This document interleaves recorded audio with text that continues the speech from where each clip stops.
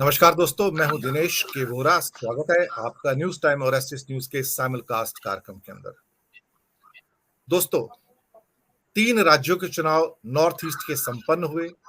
आज उनके नतीजे भी सामने आ गए।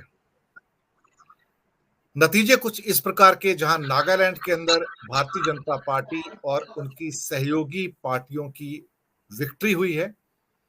वहीं त्रिपुरा के अंदर भी अभी तक प्राप्त समाचारों के अनुसार एक नैरो विक्ट्री बीजेपी के लिए बनती हुई दिखाई दे रही है। हालांकि अंतिम जो रिजल्ट्स आने बाकी हैं, लेकिन एज काफी है, तो शायद वो सरकार बनाने में कामयाब हो जाएंगे। लेकिन स्थितियां मेघालय के अंदर बिगड़ती नजर आ रही हैं। वहां पर किसी भी पार्टी को बहुमत नहीं है। एनपीपी, जो कोनराड संगमा की पार्टी है, सबसे बड़ी पार्टी के रूप में उभरी है और शायद मुझे लगता है कि उनके सहयोग के बिना मेघालय में सरकार बनाना मुश्किल होगा। अब वो किसके सहयोग से बनाएंगे, ये अब हम नहीं कह सकते। हो सकता है बीजेपी हो सकता है टीएमसी हो सकता है कांग्रेस हो, या हो सकता है कुछ अन्य क्षेत्रीय दल हैं वो हों। लेकिन एक कमजोरी थोड़ी निकल कर आई कि जहां पर मेघालय में कांग्रेस का बड़ा वर्चस्व था, 28.5% वोट थे, 21 सीटें थी, और वहां से जो उनकी गिरावट है वो बहुत महत्वपूर्ण है। नागालैंड के अंदर कांग्रेस ने 60 कैंडिडेट ही खड़े नहीं किए और 27 कैंडिडेट खड़े किए थे, तो नेचुरली सीटें भी उसी शून्य के आसपास। त्रिपुरा में कहानी, जो पहले बीच में लग रहा था कि शायद कांग्रेस और सीपीएम कुछ बेहतर करेंगे, वोटों में तो थोड़ा बेहतर किया है, लेकिन सीटों में शायद बहुत नीचे जाते नजर आए और वो कॉम्बिनेशन भी कामयाब होता नजर नहीं आया।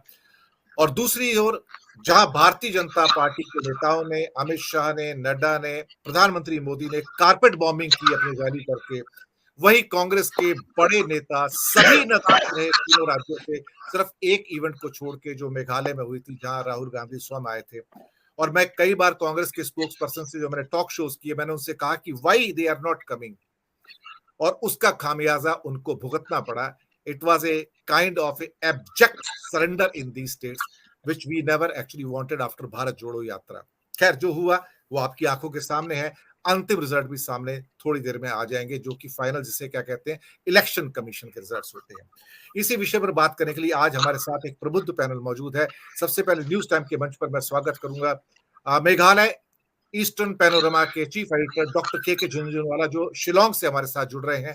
धन्यवाद आपका, आप न्यूज टाइम के मंच पर पहली बार आ रहे हैं, स्वागत है आपका।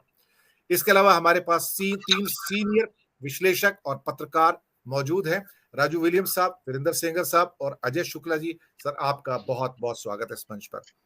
समय की बाध्यता के कारण सबसे पहले मैं झुंझुनवाला जी आपको आमंत्रित करूंगा कि जो नॉर्थ ईस्ट में हुआ, 3 राज्यों में हुआ, और मेघालय में तो खास आप वहीं पे शिलोंग के अंदर ही हैं और उसको बहुत वाइड कवरेज दी है आपने। आपको ये चुनाव किस रूप में नजर आता है? आपने इसको बहुत नजदीक से देखा, तीनों चुनाव को कवर भी किया। अगर आपके मैं विचार जानना चाहूं कि आप इन 3 चुनावों को किस पृष्ठभूमि में देखते हैं और कितने महत्वपूर्ण समझते हैं? आपकी टिप्पणी, आपकी ऑब्जर्वेशन, डॉक्टर झुंझुनवाला जी।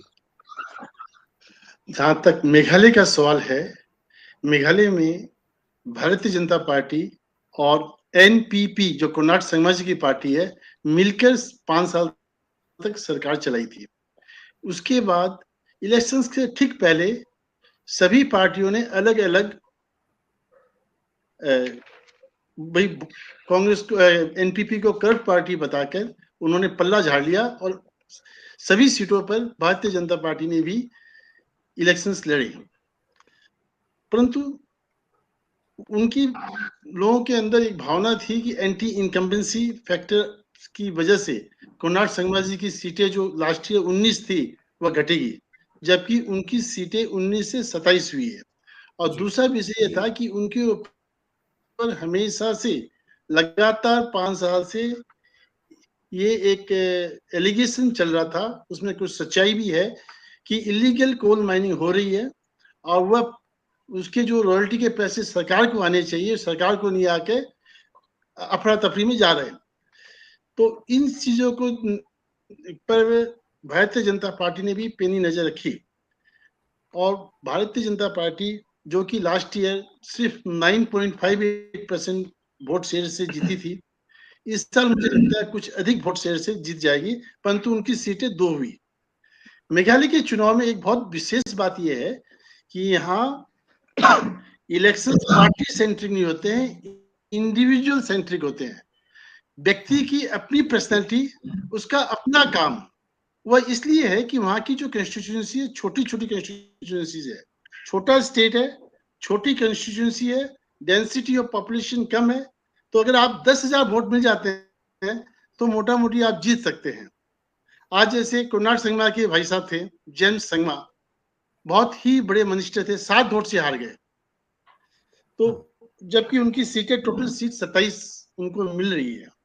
और जहां तक सरकार बनाने का सवाल है, मुझे लगता है कि एनपीपी ही, नेशनल पीपल्स पार्टी जो कोनार्ड संगमा जी की है, वही सरकार बनाएगी। लास्ट टाइम उनके साथ यूडीपी थे, जिनके तरफ से मेडवाल इंडो स्पीकर थे, उनको इस बार 11 सीट मिली है। और बीजेपी को लास्ट टाइम भी 2 थी, अभी भी 2 ही है, वही 2 व्यक्ति जीत के आए हैं। और बीजेपी का जो नॉर्थ ईस्ट रीजन का जो देखने का जो काम है, वह आसाम के मुख्यमंत्री डॉक्टर हेमंत बिस्व शर्मा जी करते हैं। उनका स्टेटमेंट आ चुका है कि हम अपना लेटर ऑफ सपोर्ट कोनार्ड जी को देंगे। तो सर मुझे एक ये बात लगता पूछनी है थी कि डॉक्टर साहब, एक बात पूछनी थी। मेघालय में एक रैली के दौरान अमित शाह ने ये कहा कोनराड संगमा के लिए कि ये सबसे करप्ट सरकार है पिछले 70 सालों की, 75 सालों की। ये परिवारवादी है और इन्हें परिवार और करप्शन के अलावा कुछ नजर नहीं आता है, तो ऐसे व्यक्ति को रिजेक्ट करो। वो खुद उस सरकार का हिस्सा रहे हैं, अपनी सरकार को लंबास्ट करते रहे हैं, अब किस मुंह से उनके ये एक साथ सही वापस बात है। जाएंगे? और ये फिर ये हेमंत यही बिस्व एक शर्मा की मीटिंग भी हुई है कोनराड संगमा से कल रात को होटल के अंदर। रेडिसन ब्लू होटल के अंदर मीटिंग भी हुई है, जो कि परसों रात को ही हो गई थी वो। और जाकर जी उसमें जी जी। क्या बातचीत हुई, मुझे तो यही लगता है कि ये इनकी स्ट्रेटेजी थी, या बीजेपी जो कि मेघालय में कुछ कमजोर है। कारण इसके 2 हैं। एक तो बीजेपी को मेघालय के अंदर हिंदू पार्टी मानी जाती है। दूसरा, मेघालय के अंदर आज भी, मेघालय बोलिए या नागालैंड बोलिए या मिजोरम भी बोलिए, जहां पर चर्च का बहुत बड़ा एक रोल रहता है। और उनका जो कई बात लोग सुनते हैं, तो उस दृष्टिकोण से हो सकता है ये अपना वजन देख रहे हो कि 5 साल में हमने कितना मतलब डेवलपमेंट किया है। परंतु एक बात मैं आपको बता दूं कि जितनी भी पॉलिटिकल पार्टीज है, इंक्लूडिंग तृणमूल कांग्रेस, उन्होंने बहुत अच्छी मेहनत की। बीजेपी ने लास्ट 15 दिन मेहनत की, और BJP is the only party जिसकी जो लिस्ट आती है कैंडिडेट की, लास्ट में आई। मैं कई इलेक्शन से देखते आ रहा हूँ, बीजेपी की लिस्ट हमेशा से लास्ट में आती है, और दूसरी पार्टियों की लिस्ट पहले भी आ जाती है। वो अपनी मीटिंग्स करना स्टार्ट कर देते हैं, मिलना जुलना स्टार्ट कर देते हैं। तो ये जो बीजेपी की जो स्ट्रेटेजी है, मेरे को समझ में नहीं आई। इनका एक रोड शो हुआ सर था जिसमें 15 मिनट का। पूछनी थी, कांग्रेस क्या कर रही थी वहां पर? कोई नेता नहीं आता, कांग्रेस विशेष एक दिन को राहुल गांधी थोड़ी देर को आए, प्रेस कॉन्फ्रेंस करते हैं, चले जाते हैं, और ऐसा लगता है कि पूरा का पूरा मेघालय, नागालैंड, त्रिपुरा सरेंडर किया। ये हुआ क्या है? एक्चुअल में क्या हुआ कि कांग्रेस पार्टी के अंदर 12 जो उनके सीटिंग एमएलए थे, 1 साल पहले उन्होंने तृणमूल कांग्रेस को ज्वाइन कर ली। उसके बाद इनके पास वर्कर्स नहीं है, पैसे नहीं है। कांग्रेस के पास वर्कर्स नहीं है, पैसे नहीं है। इन्होंने सिर्फ 2-4 प्रेस कॉन्फ्रेंस की पूरे शिलोंग में, कहीं इनका बैनर नहीं, कहीं मीटिंग नहीं। यहां तक कि जो विंसित पाला, जो फॉर्मर यूनियन मिनिस्टर हैं, 3 टाइम एमपी, अभी भी सीटिंग एमपीज है, वह भी आज इलेक्शन 1089 वोट से हार चुके हैं। तो कांग्रेस क्या है कि लुप्त की कगार में यहां हो रही है। टीएमसी की बहुत लोगों ने आशा की थी कि ममता बनर्जी की पार्टी मेघालय में कुछ काम करेगी, पर वो ऐसा हुआ इसलिए नहीं कि मतलब मेघालय के लोग जो नन ट्राइबल्स हैं, जो नन आदिवासी नहीं है, उनको बहुत अधिक पसंद नहीं करते। उसमें मैं और आप भी आते हैं। उसमें चाहे किसी भी समुदाय के लोग हो, इंडियन हो चाहे बांग्लादेशी हो, उनको उन लोग उठकार बोलते हैं। उठकार मीन्स आउटसाइडर। तो वो पार्टी यहाँ आकर काम करेगी और जीतेगी, ऐसा बहुत ही डिफिकल्ट था और उन्होंने 5 सीट में उनको समेटना पड़ा, जबकि जितनी मेहनत ममता बनर्जी यहाँ आकर की है, जितनी उनकी मीटिंग्स हुई है, सोशल मीडिया में जितना उन्होंने एक्टिव, जितना सोशल मीडिया में एक्टिव आज टीएमसी थी, कोई पार्टी नहीं थी। और जितने मतलब क्रिटिसिज्म करना या लोगों को प्रलोभन देना, फ्रीबीज देना कि हर वुमेन को 1000 रुपया महीना 5 साल तक देंगे, उसके उपरांत भी इसको लोगों ने एक्सेप्ट नहीं किया है। डॉक्टर साहब तो ये आते हाल हैं तो त्रिपुरा के ऊपर, हाँ, थोड़ा त्रिपुरा की बात करते हैं। हाँ, त्रिपुरा में लेफ्ट और कांग्रेस की इतनी कमजोरी की, इतने कम सीटें, उनकी वोट परसेंटेज भी डाउन होता है। इसका टिपरा मोथा इनको पूरा का पूरा इसका डीरेल करके चला जाता है और कांग्रेस के पास 13 सीटें थी। और जब मैंने टॉक शो किया यहाँ पर कांग्रेस स्पोक्स पर्सन से, तो वो कहते हैं कि कांग्रेस का पूरा कैडर जो है डिमोरलाइज्ड है, क्योंकि कोई आने को तैयार नहीं। यहाँ पे 13 सीटें लड़नी है तो सही कोई है, क्यों आएगा यहाँ पर। हाँ, दैट वाज द एकदम सही एटीट्यूड है। देयर कि पहले ही एब्जेक्ट सरेंडर हो गया था। आप कुछ त्रिपुरा के बारे में नहीं, बताइए। इसके और अलावा एक टिपरा बात मोथा और है, किंग मेकर बन के निकल के आया है, और हम ये पहले से कह रहे थे कि टिपरा मोथा इंपॉर्टेंट है। नहीं, मैं आपको बताऊं, प्रधानमंत्री Narendra Modi ji north eastern region में अपने कार्यकाल में 51 बार नॉर्थ ईस्ट आ चुके हैं, जी बिल्कुल, कई बार त्रिपुरा भी जा चुके हैं। और बीजेपी की खासियत क्या है, उन लोग काम भी करते हैं तो उसका बहुत जोरदार पब्लिसिटी भी करते हैं। अभी जैसे गरीबों को जो 1 लाख कुछ घर दिए थे, इलेक्शन के ठीक पहले, इलेक्शन डिक्लेयर होने के पहले दिए गए। फिर वहां जो एयरपोर्ट था उसको इंटरनेशनल एयरपोर्ट बनाया गया। तो डेवलपमेंटल इनिशिएटिव उन्होंने काफी, डेवलपमेंटल इनिशिएटिव उनकी काफी रही। और लोगों ने भी ये देखा कि आज डेवलपमेंट आने से एम्प्लॉयमेंट जनरेट होते हैं और लोगों को डेवलपमेंट चाहिए, ये मैसेज बहुत क्लियर है। और वहाँ एक आदिवासी पार्टी की है, प्रद्युत बर्मन की पार्टी है, त्रिपुरा, मैं नाम भूल रहा हूँ, त्रिपुरा मोहिता बोलते हैं उसको, 11 सीट उनकी, 11 से 13 सीटें आने की संभावना। त्रिपुरा मोथरा, उन्होंने already letter of support BJP को दे दिया है। बीजेपी को ऑलरेडी लेटर ऑफ सपोर्ट दे दिया है कि हम आपके साथ मिलकर सरकार बनाएंगे। तो बीजेपी की सरकार बननी है और स्टेबल सरकार बननी है, जहां तक त्रिपुरा और नागालैंड का सवाल है।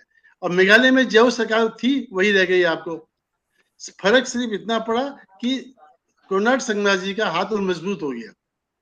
नागालैंड के क्या हालात है? नागालैंड में देखिए, सबसे बड़ी बात क्या है कि नागालैंड में एक बहुत कंट्रोवर्शियल एक्ट है, शायद आपको ध्यान में होगा, अफसा जिसको बोलते हैं, आर्म फोर्स, जिसके अंदर आर्मी के पास बहुत विशेष पावर रहते हैं। तो एक तो उसको कई जगह से हटाया गया है, जिसकी बहुत डिमांड थी, जिसको मैं भी समझता हूँ, मैं व्यक्तिगत रूप से समझता हूँ कि उसकी वजह से भी काफी निर्दोष लोगों की हत्या हुई है। मतलब जो निर्दोष है उसको टेररिस्ट समझ के उनको भी मार दिया गया। ऐसी घटना घटी है, उसकी जांच भी हुई है, उसके बाद उसका कंपनसेशन भी दिया गया है। तो बहुत सारी जगह से उसको हटा दिया गया है। दूसरा, जो हमारे जो चीफ मिनिस्टर है निपुण रॉय रियो साहब, वो 5वीं बार इस बार शपथ ग्रहण करेंगे। और उनका जो पीस टॉक जो था, एक समय था कि उन लोग पूरे हिंदुस्तान से अलग होना चाहते थे नागालैंड।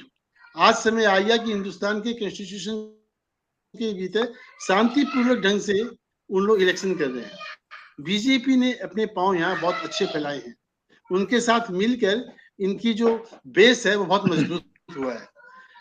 एक सीट तो बीजेपी बिना इलेक्शन लड़े अनकंटेस्टेड जीत गई। वहां भी लगभग 16,000 चर्च है, परंतु चर्च ने भी, नागालैंड के चर्च ने भी बीजेपी को एक्सेप्टेंस की ओर हो रहे हैं। पर मेघालय में ऐसी बात नहीं है। मेघालय में अभी भी बीजेपी को एक्सेप्टेंस नहीं किया गया है।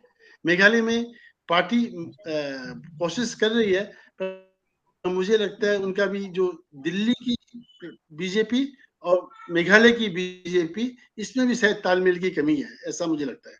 जी जी, डॉक्टर साहब बहुत बहुत शुक्रिया आपका, आप हमारे साथ जुड़े और आपने महत्वपूर्ण जानकारियां हमारे दर्शकों के लिए शेयर की। मैं आपकी समय की बाध्यता की बाइंडिंग की सम्मान करता हूं, तो आप साइन ऑफ कर सकते हैं and we will continue our program. Thank you very much साहब, हमारे साथ आने के लिए बहुत बहुत धन्यवाद। Thank you sir, thank you so much.